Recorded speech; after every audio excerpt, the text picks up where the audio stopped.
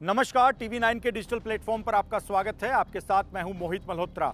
आइए आपको बताते हैं पंजाब, हरियाणा और हिमाचल प्रदेश की 5 बड़ी खबरें। भारतीय जनता पार्टी ने पंजाब में विधानसभा चुनाव से जुड़ी गतिविधियों को आगे बढ़ा दिया है और पंजाब बीजेपी के नए प्रदेश प्रभारी की नियुक्ति कर दी गई है। इससे पहले हरियाणा के मुख्यमंत्री नायब सैनी और उनके साथ ही पंजाब बीजेपी के प्रदेश अध्यक्ष केवल सिंह ढिल्लों, जो कि लगातार पंजाब की कई विधानसभा सीटों पर प्रचार करने में लगे हैं, संगठन को मजबूत करने का प्रयास कर रहे हैं। इन दोनों ही नेताओं की तरफ से सार्वजनिक मंचों से ये बात साफ की गई है कि पार्टी आने वाला पंजाब विधानसभा चुनाव अपने दम पर लड़ेगी, किसी भी पार्टी के साथ गठबंधन नहीं होगा और सभी 117 विधानसभा सीटों पर बीजेपी आने वाले चुनाव में अपने प्रत्याशी उतारेगी। ऐसे में सतीश पूनिया को प्रदेश प्रभारी नियुक्त कर दिया गया है और माना जा रहा है कि अब बीजेपी ने मन बना लिया है कि आने वाला विधानसभा चुनाव वो अपने दम पर ही लड़ेगी। इसी वजह से सतीश पूनिया पर भरोसा जताया गया है। सतीश पूनिया राज्यसभा के सांसद हैं, राजस्थान से वो राज्यसभा के सांसद हैं। इससे पहले वो हरियाणा में प्रभारी भी रहे हैं और कहा जाता है कि हरियाणा में जिस तरह से 3 बार बीजेपी की सरकार रही, उसमें से 2 चुनाव ऐसे हैं जो कि डॉक्टर सतीश पूनिया की अगुवाई में लड़े गए। उनको प्रदेश प्रभारी नियुक्त करके पार्टी ने चुनाव लड़े और दोनों ही चुनाव जीते भी और इसी वजह से हरियाणा में लगातार 3 बार बीजेपी अपनी सरकार बनाने में कामयाब रही। हालांकि पंजाब को लेकर जो जानकारी सामने आ रही है उसके मुताबिक गुजरात के पूर्व मुख्यमंत्री विजय रूपानी पहले पंजाब के प्रदेश प्रभारी थे, लेकिन हवाई दुर्घटना में उनकी मौत हो गई थी, जिसकी वजह से पंजाब बीजेपी के प्रभारी का पद खाली था। और जिस तरह से पार्टी के नेता, जिनमें खास तौर पर नायब सैनी हैं और उनके साथ ही केवल सिंह ढिल्लों हैं, लगातार सार्वजनिक मंचों से ये बात कह रहे हैं कि पार्टी अपने दम पर ही आने वाला विधानसभा चुनाव लड़ने की तैयारी कर रही है। इसी वजह से माना जा रहा था कि किसी बड़े नेता को, जिसको संगठन की काफ़ी समझ हो और संगठन को साथ लेकर चलने का, चुनाव जितवाने का अनुभव हो, उसे ही प्रदेश प्रभारी बनाया जाएगा। ऐसे नेता को जिम्मेदारी दी जाएगी और कुछ ऐसा हुआ भी है। डॉक्टर सतीश पूनिया पर बीजेपी आलाकमान ने अपना भरोसा जताया है और उन्हें प्रदेश प्रभारी नियुक्त किया गया है। तो प्रदेश प्रभारी की नियुक्ति को लेकर अब ये बात भी कहीं ना कहीं साफ होती हुई दिखाई दे रही है कि बीजेपी पंजाब की सभी 117 विधानसभा सीटों पर चुनाव लड़ने की तैयारी कर रही है। ऐसे में इन सभी सीटों पर मजबूत बूथ और मंडल संगठन बनाना होगा, जिसे बीजेपी की परंपरागत मौजूदगी को लेकर माना जाता है कि चुनाव जितवाने में बूथ और मंडल स्तर के जो कार्यकर्ता हैं वो काफ़ी बड़ी भूमिका निभाते हैं। इसी वजह से संगठन को मजबूत करने के लिए डॉक्टर सतीश पूनिया को पंजाब भेजा जा रहा है। अकाली दल के साथ लंबे वक्त से गठबंधन को लेकर सिर्फ कयास चल रहे हैं और पार्टी के सीनियर नेता, जो कि इस वक्त पूरी प्रचार की कमान पंजाब में संभाले हुए हैं, जिसमें हरियाणा के मुख्यमंत्री नायब सैनी हैं, प्रदेश बीजेपी के पंजाब के जो अध्यक्ष हैं केवल सिंह ढिल्लों, वो सीधे तौर पे कह चुके हैं कि गठबंधन जैसी कोई बात नहीं है और पार्टी अपने दम पर ही चुनाव लड़ने की तैयारी कर रही है। ऐसे में डॉक्टर सतीश पूनिया को पंजाब भेजे जाना, उनका प्रभारी बनाना काफ़ी अहम माना जा रहा है, क्योंकि उन्हें संगठन की काफ़ी समझ है। बूथ लेवल पर कार्यकर्ताओं को कैसे चुनाव के दौरान अपने साथ लेकर चुनाव में आगे बढ़ना है, इस बात की उनकी समझ और जिस तरह के नतीजे उन्होंने हरियाणा में दिए हैं, इसी वजह से माना जा रहा है कि उनको अब पंजाब का प्रभारी नियुक्त किया गया है। इससे पहले सतीश पूनिया ने पंजाब में अपनी गतिविधियां बढ़ा दी थी। वो पंजाब में संगठन से जुड़े नेताओं के साथ बैठकें कर रहे थे। ऐसे में पहले से ही संकेत मिल रहे थे कि सतीश पूनिया को पंजाब बीजेपी का प्रभारी बनाया जा सकता है और अब ऐसा हुआ भी है।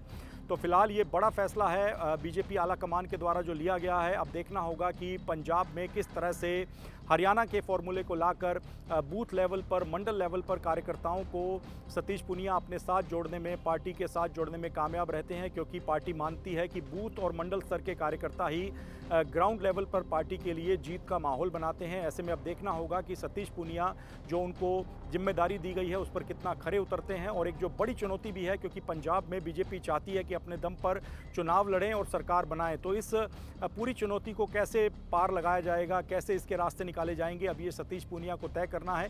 माना जा रहा है कि सतीश पूनिया जल्द ही पंजाब आकर बीजेपी संगठन की जो तमाम जिम्मेदारियां हैं उनको संभाल लेंगे और आने वाले पंजाब विधानसभा चुनाव की तैयारियों को आगे बढ़ाएंगे।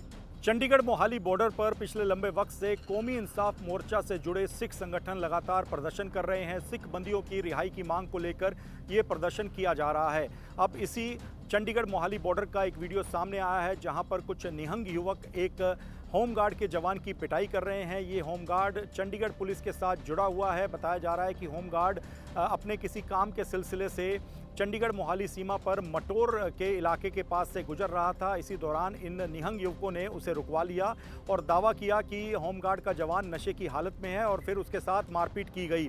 इस पूरी घटना का वीडियो भी निहंग युवकों के द्वारा बनाया गया और उसे वायरल कर दिया गया। फिलहाल इस पूरे मुद्दे को लेकर जानकारी ये सामने आ रही है कि निहंग होमगार्ड जवान की वर्दी पर लगे लैन यार्ड, जिसे डोरी कहा जाता है, उसे पकड़कर खींचते हुए और थप्पड़ मारते हुए ये निहंग युवक दिखाई दे रहे हैं। निहंग जवान पर शराब के नशे में होने के आरोप लगाए जा रहे हैं और उसे कहा गया कि जिस इलाके में वो शराब पीकर गुजर रहा है वहाँ पर श्री गुरु ग्रंथ साहिब का प्रकाश है और ऐसे में उसने श्री गुरु ग्रंथ साहिब की बेअदबी की है और इसी वजह से उसके साथ गाली गलौज किया गया और उसके साथ मारपीट करते हुए ये निहंग युवक दिखाई दे रहे हैं। ये पूरी घटना चंडीगढ़ मोहाली सीमा के नज़दीक मटोर इलाके की बताई जा रही है। होमगार्ड जवान की पहचान हो गई है, उसका नाम रविंदर है और वो चंडीगढ़ में तैनात है। इस पूरे मामले को लेकर होमगार्ड के जवान का मेडिकल भी करवाया जा चुका है, जिसमें पुष्टि हुई है कि घटना के वक्त वो शराब के नशे में नहीं था और मोहाली में रहने वाली अपनी बहन से मिलकर चंडीगढ़ मोहाली बॉर्डर पर मटोर इलाके के पास से वापस चंडीगढ़ आ रहा था। इसी दौरान उसको कुछ निहंग युवकों ने पकड़ लिया और उस पर शराब के नशे में होने जैसे आरोप लगा दिए और इसके बाद उसकी मारपीट की गई। उसको थप्पड़ मारते हुए निहंग युवक दिखाई दे रहे हैं। इस पूरे मामले को लेकर फिलहाल चंडीगढ़ पुलिस एक्शन लेने की तैयारी कर रही है। ये जो पूरा इलाका है वहाँ पर चंडीगढ़ पुलिस ने हमेशा ही बैरिकेटिंग की होती है, क्योंकि कौमी इंसाफ मोर्चा से जुड़े जो प्रदर्शनकारी हैं, अलग अलग सिख संगठनों से जुड़े लोग हैं, वो अचानक ही चंडीगढ़ की ओर मार्च करने का ऐलान कर देते हैं। इसी वजह से चंडीगढ़ की सीमा पर ये डिप्लॉयमेंट हमेशा रहता है। ऐसे में माना जा रहा है कि होमगार्ड का जवान भी उसी तरफ से वापस चंडीगढ़ आ रहा था। मोहाली में वो अपनी बहन से मिलने गया था और ऐसे में उसको रोककर उसके साथ ये मारपीट की गई है। घटना का वीडियो सामने आया है जो कि निहंग युवकों के द्वारा ही बनाया गया है। उसमें देखा जा सकता है कि निहंग युवक होमगार्ड के जवान के साथ मारपीट कर रहे हैं और वो हाथ जोड़कर माफ़ी मांगता हुआ कह रहा है कि मैंने शराब नहीं पी है, मैं यहाँ से अपने काम के सिलसिले में गुजर रहा था। फिलहाल इस वीडियो के आधार पर मारपीट करने वाले निहंग युवकों की पहचान करने का प्रयास किया जा रहा है। ये वीडियो खुद उन निहंग युवकों ने बनाया था और उसके बाद वायरल कर दिया था। फिलहाल चंडीगढ़ पुलिस इस पूरे मामले की जांच कर रही है और आरोपी युवकों की तलाश की जा रही है। पुलिस का कहना है कि इस मामले में बनती कानूनी कार्रवाई की जाएगी। इस तरह से होमगार्ड या चंडीगढ़ पुलिस के जवान को रास्ते में रोकना और शराब में होने का आरोप लगाकर उसके साथ मारपीट करना किसी भी तरह से जायज़ नहीं कहा जा सकता। अगर वो होमगार्ड का जवान नशे में होता तो उसे लेकर आसपास ही चंडीगढ़ पुलिस के कई सीनियर अधिकारी उस इलाके में तैनात रहते हैं, उन्हें जानकारी दी जानी चाहिए थी। और फिलहाल जो होमगार्ड जवान का मेडिकल घटना के बाद करवाया गया है उसमें उसके नशे में ना होने की पुष्टि हुई है, जिसके बाद अब चंडीगढ़ पुलिस पूरे मामले में कार्रवाई करने की तैयारी कर रही है। हिमाचल प्रदेश के मुख्यमंत्री सुखविंदर सिंह सुक्खू ने खर्च कटौती के नाम पर एक ऐसा फैसला लिया है जिसे लेकर विवाद खड़ा हो गया है।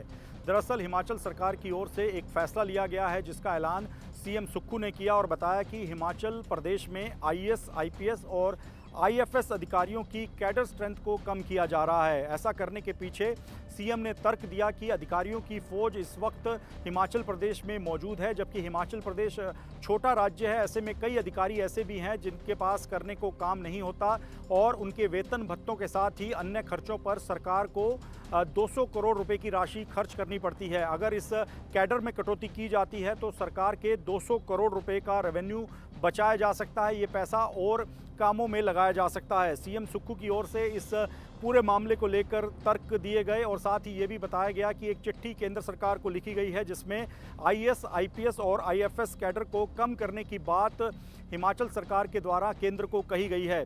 मुख्यमंत्री सुखविंदर सिंह सुक्खू ने साथ ही ये भी कहा कि हिमाचल को अधिकारियों की फौज की आवश्यकता नहीं है, अधिकारी ज़रूरत के मुताबिक ही होने चाहिए।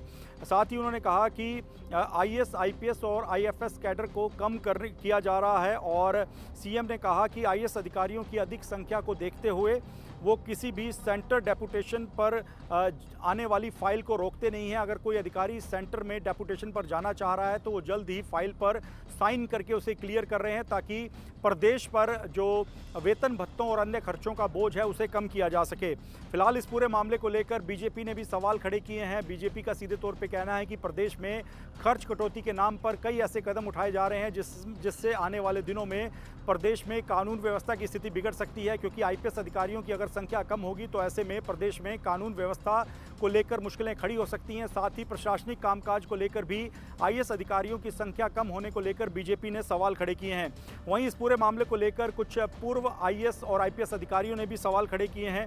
उनका सीधे तौर पे कहना है कि आईएएस कैडर का जो रिव्यू सामान्य तौर पर हर 5 साल में किया जाता है, 5 साल के बाद ही इस पर कोई फैसला लिया जाता है, लेकिन इस प्रक्रिया में राज्य सरकार अपनी प्रशासनिक ज़रूरत के हिसाब से सीनियर और जीनियर ड्यूटी अफसरों की पोस्ट की मांग केंद्र से करती है या उनको डेपुटेशन पर भेजती है, लेकिन इस सरकार में इस नियम को फॉलो नहीं किया जा रहा है और कैडर स्ट्रेंथ कम करने से जो प्रदेश में कानून की व्यवस्था है उस पर असर पड़ेगा और आईएएस अधिकारी अगर कम होंगे तो प्रदेश में प्रशासनिक कामकाज में भी कई परेशानियां उठानी पड़ सकती हैं। तो फिलहाल इस पूरे मामले को लेकर विवाद खड़ा हो गया है।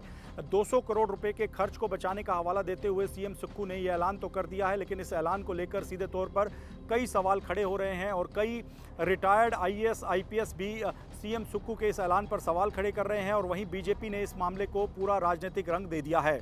हरियाणा में पिछले 2 हफ्ते से लगातार सफाई कर्मी हड़ताल पर हैं और अपनी मांगों को लेकर प्रदर्शन कर रहे हैं। सफाई कर्मियों के द्वारा कई शहरों में कूड़ा नहीं उठाया जा रहा। इसी कारण हरियाणा के कई बड़े शहर हैं जहां पर कई टन कूड़ा इस वक्त सड़कों पर पड़ा है, लेकिन उठाने के लिए सफाई कर्मी तैयार नहीं हैं। और अगर हरियाणा सरकार स्थानीय प्रशासन की मदद से कोई ऑल्टरनेट बंदोबस्त करती है, किसी थर्ड पार्टी एजेंसी के माध्यम से कूड़ा उठाने का प्रयास किया जाता है, तो सफाई कर्मी उसका विरोध करते हैं। फिलहाल मंगलवार को सफाई कर्मियों ने पूरे हरियाणा में प्रदर्शन किए और नगर निगम के कार्यालयों पर ताला लगाने का प्रयास किया। सफाई कर्मी करनाल समेत कई जिलों में निगम कार्यालयों पर ताला लगाने में कामयाब रहे और अपनी मांगों को लेकर 2 घंटे तक एक तरह से उन्होंने काम रोकने का पूरा ये प्रदर्शन किया था। इस दौरान कई जगह पर सफाई कर्मी कामयाब भी रहे। हालांकि पंचकुला में सफाई कर्मियों को ऐसा करने से हरियाणा पुलिस ने रोक दिया और वो निगम कार्यालय पर ताला नहीं लगा सके। कर्मचारियों का सीधे तौर पे कहना है कि मंगलवार को वो हरियाणा सरकार के खिलाफ विश्वासघात दिवस मना रहे हैं। उनका कहना है कि सरकार ने पहले उनकी मांगे मान ली थी, लेकिन अब मांगों पर कोई ठोस फैसला नहीं लिया गया है और सरकार ने ऐसा करके सफाई कर्मियों के साथ धोखा किया है। फिलहाल बताया जा रहा है कि करनाल में सफाई कर्मी निगम कार्यालय पर ताला लगाने में कामयाब रहे, जबकि पंचकुला में सफाई कर्मियों की पुलिस के साथ मामूली बहस हुई, लेकिन हरियाणा पुलिस ने सफाई कर्मियों को निगम कार्यालय की ओर नहीं जाने दिया गया। इस पूरे मामले को लेकर कहा जा रहा है कि प्रदेश सफाई कर्मियों की कमेटी के आह्वान पर आज प्रदर्शन की एक कॉल दी गई थी, जिसका व्यापक असर दिखाई दिया है और जो यूनियंस हैं जो कि सफाई कर्मियों की मांगों को लेकर लगातार प्रदर्शन कर रही हैं, उनका कहना है कि 13 मई को हरियाणा सरकार ने उनकी मांगें मान ली थी, लेकिन बाद में सरकार अपनी बात से पलट गई और अब दोबारा से कर्मचारियों का जो प्रतिनिधिमंडल है उसे बुलाया जा रहा है। सफाई कर्मियों से कहा गया है कि वो अपनी अलग अलग यूनियन का एक प्रतिनिधिमंडल बनाएं और हरियाणा सरकार के साथ बातचीत करें, लेकिन सफाई कर्मियों का कहना है कि हरियाणा सरकार के साथ 13 मई को बातचीत हो चुकी थी, सरकार उनकी मांगें मानने को तैयार थी, लेकिन अब एकदम से सरकार ने यू टर्न ले लिया है। इसी वजह से वो लगातार पिछले 2 हफ्ते से हड़ताल कर रहे हैं। फिलहाल सफाई कर्मियों की हड़ताल का काफ़ी व्यापक असर हरियाणा के कई शहरों में दिखाई दे रहा है। सड़कों पर कूड़े के ढेर लगे हुए हैं, लेकिन बारिश के दिनों में लगातार बदबू और बीमारी फैलने का खतरा बना हुआ है, लेकिन ये कूड़ा उठाने को कोई तैयार नहीं है। अगर स्थानीय प्रशासन या डीसी ऑफिस के द्वारा कोई और बंदोबस्त किए जाते हैं या बाहर से मजदूर या सफाई कर्मी बुलाकर कूड़ा उठाने का प्रयास किया जाता है तो सफाई कर्मी उसका भी विरोध कर रहे हैं। तो फिलहाल पूरी तरह से गतिरोध सफाई कर्मियों और हरियाणा सरकार के बीच बना हुआ है। अब देखना यह होगा कि आने वाले दिनों में ये पूरा विवाद कैसे सुलझता है। हरियाणा पंजाब के खन्नौरी दाता सिंह वाला बॉर्डर पर किसानों का धरना लगातार जारी है। संयुक्त किसान मोर्चा गैर राजनीतिक के बैनर तले 16 अगस्त को 51 किसानों का एक जत्था दिल्ली के जंतर मंतर के लिए रवाना हुआ था। किसानों का कहना था कि भारत अमेरिका ट्रेड डील से किसानों को काफ़ी नुकसान उठाना पड़ेगा और इसी के विरोध में किसानों ने कहा था कि वो पैदल मार्च को दिल्ली लेकर जा रहे हैं, जिसमें 51 किसान नेता जो कि संयुक्त किसान मोर्चा गैर राजनीतिक के बैनर तले इस मार्च को लेकर रवाना हुए थे। उन्हें हरियाणा पुलिस ने हरियाणा पंजाब की सीमा पर खन्नौरी दाता सिंह वाला बॉर्डर पर रोक दिया था और दिल्ली की ओर आगे बढ़ने की अनुमति नहीं दी थी, जिसके बाद से ही लगातार ये किसान और इनके साथ अन्य कई और किसान नेता और संगठन से जुड़े नेता लगातार धरने पर बैठे हुए हैं। किसानों का कहना है कि 51 किसानों के जत्थे ने दिल्ली की ओर शांतिपूर्ण तरीके से मार्च करते हुए जाना था। किसान अपने साथ ट्रैक्टर ट्रॉलियां लेकर भी आगे नहीं बढ़ रहे थे, लेकिन फिर भी हरियाणा पुलिस ने हरियाणा से होते हुए किसानों को दिल्ली की ओर जाने की अनुमति नहीं दी। किसान संगठनों का कहना है कि उन्होंने 29 अगस्त को दिल्ली के जंतर मंतर पर एक किसान महापंचायत करनी थी, जिसमें भारत अमेरिका ट्रेड डील के मुद्दे को उठाया जाना था और इस मुद्दे को लेकर केंद्र सरकार के खिलाफ एक प्रस्ताव पारित किया जाना था, जो कि महापंचायत में फैसला लिया जाता और उसके बाद केंद्र सरकार को ये प्रस्ताव भेजा जाता। फिलहाल इस पूरे मामले को लेकर अब जिस तरह से हरियाणा पुलिस ने किसानों को हरियाणा से होते हुए दिल्ली की ओर जाने की अनुमति नहीं दी है, उसके बाद खन्नौरी बॉर्डर पर किसानों की एक बैठक मंगलवार को हुई, जिसमें किसान नेता जगजीत सिंह डल्लेवाल ने ऐलान किया है कि 20 अगस्त को केंद्र सरकार के खिलाफ पूरे देश में प्रदर्शन किए जाएंगे और सरकार के पुतले भी जलाए जाएंगे। इस पूरे मामले को लेकर जगजीत सिंह डल्लेवाल ने कहा कि किसान भी देश के ही निवासी हैं और अपनी बात रखने के लिए जंतर मंतर पर शांतिपूर्ण तरीके से पैदल मार्च करते हुए जाना चाहते हैं। 51 किसानों का जत्था 16 अगस्त को दिल्ली के लिए पंजाब हरियाणा की सीमा से चला था और इनके साथ करीब 150 से 200 किसान अपनी गाड़ियों में मौजूद थे, जिन्हें इस 51 किसानों के जत्थे की मदद करने के लिए साथ चलना था। लेकिन संयुक्त किसान मोर्चा गैर राजनीतिक का कहना है कि उन्हें आगे बढ़ने की अनुमति नहीं दी गई। पंजाब से ये लोग जब हरियाणा की सीमा पर पहुंचे तो इनको हरियाणा पुलिस ने कंटीली तारें और बैरिकेड्स लगाकर रोक दिया है। फिलहाल इस पूरे मामले को लेकर किसान संगठनों ने कहा है कि उनका ये धरना खन्नौरी दाता सिंह वाला बॉर्डर पर जारी रहेगा। इसके साथ ही 20 अप्रैल को पूरे देश में केंद्र सरकार के पुतले फूके जाएंगे और उनके खिलाफ संयुक्त किसान मोर्चा गैर राजनीतिक के बैनर तले प्रदर्शन किया जाएगा। तो फिलहाल लगातार ये विवाद बढ़ता जा रहा है। खन्नौरी दाता सिंह वाला बॉर्डर बिल्कुल हरियाणा पंजाब की सीमा पर है और यहीं पर पंजाब की सीमा में फिलहाल किसान बैठे हुए हैं। इनको आगे हरियाणा से होते हुए जंतर मंतर तक पैदल मार्च लेकर जाना था और 29 अगस्त को महापंचायत करने का ऐलान किया गया था। लेकिन जिस तरह से हरियाणा पुलिस ने किसानों को हरियाणा में एंट्री नहीं दी है, उसको लेकर लगातार विवाद बना हुआ है। किसान संगठन अब खुलकर केंद्र सरकार का विरोध कर रहे हैं।